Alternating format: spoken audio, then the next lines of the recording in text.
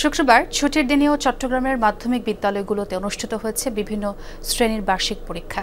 শিক্ষকদের আন্দোলনের কারণে স্থগিত দুটি বিষয়ের একটি আজ সম্পন্ন হলেও বাকিটা অনুষ্ঠিত হবে আগামীকাল শনিবার। পরীক্ষার মাঝপথে শিক্ষকদের এমন কর্মসূচিতে ক্ষুব্ধ অভিভাবকরা কেউ কেউ এর জন্য শিক্ষকদের শাস্তিও দাবি করেন। নতুন ব্লেন্ডে আরো রিচ অ্যারোমায় সেলন ফ্যামিলি ব্লেন্ড টে।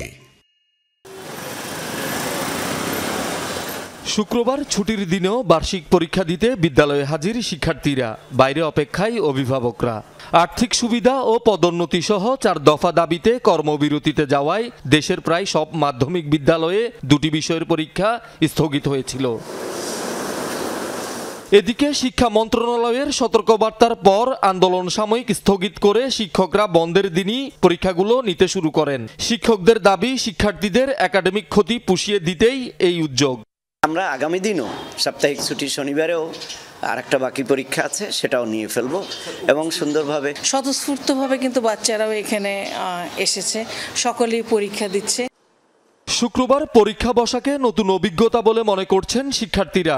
শিক্ষকদের দাবিগুলো যৌক্তিক হলে বিবেচনার অনুরোধও জানিয়েছেন তারা।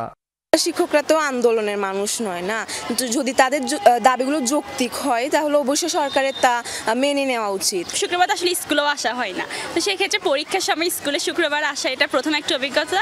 ওই সময় সবকিছু ঠিকঠাক হতো তাহলে সুবিধা হতো, কারণ আমাদের পরীক্ষা এখন 7 তারিখ না 9 তারিখ শেষ হবে, তাও দেরি হয়ে যাচ্ছে 2 দিন।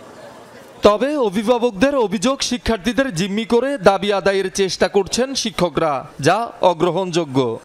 টেস্ট পরীক্ষা, একটা ফাইনাল পরীক্ষা দিবে, এটা তুমি সেখানে আন্দোলন, এটা একটা পুঁজি করা, এটা একটা ট্যাগ নেওয়া। ঠিক এই বার্ষিক পরীক্ষার সময়টা ওই শিক্ষকদের এটা করা কোনোভাবেই উচিত হয় নাই। পুরো দাবি কোনো মানুষে মানে নাই, তো পরীক্ষাটা নিয়ে নিচ্ছে, এবার নিয়ে নিলে কি হইতো? কোমলপতি ছাত্রদেরকে জিম্মি করে আন্দোলন করা, এটা মানে প্রহসনের নামান্তর। এটা ওনাদের বিরুদ্ধে বিভাগীয় শাস্তি নেওয়া দরকার। শিক্ষক নেতারা জানিয়েছেন, পরীক্ষা নিলেও দাবি আদায়ে অনড় তারা।